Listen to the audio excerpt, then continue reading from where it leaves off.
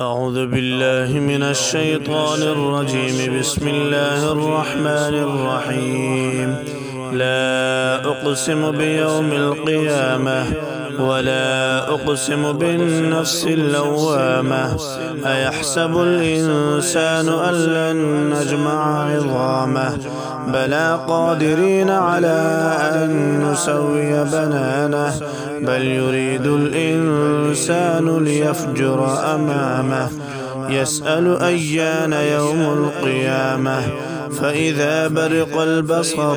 وخسف القمر وجمع الشمس والقمر يقول الإنسان يومئذ أين المفر كلا لا وزر إلى ربك يومئذ المستقر ينبأ الإنسان يومئذ بما قدم وأخر بل الإنسان على نفسه بصيرة ولو ألقى معاذيره لا تحرك به لسانك لتعجل به إن علينا جمعه وقرآنه فإذا قرأناه فاتبع قرآنه ثم إن علينا بيانه كلا بل تحبون العاجلة وتذرون الآخرة وجوه يومئذ ناظرة إلى ربها ناظرة ووجوه يومئذ باسرة تظن أن يفعل بها فاقرة كلا إذا بلغت التراقي وقيل من راق وظن أنه الفراق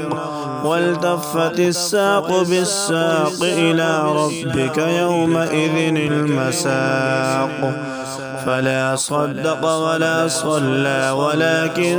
كذب وتولى ثم ذهب إلى أهله يتمطى أولى لك فأولى ثم أولى لك فأولى أيحسب الإنسان أن يترك سدى ألم يكن نطفة من مني يمنى ثم كان علقة فخلق فسوى فجعل منه الزوجين الذكر والأنثى أليس ذلك بقادر على أن يحيي الموتى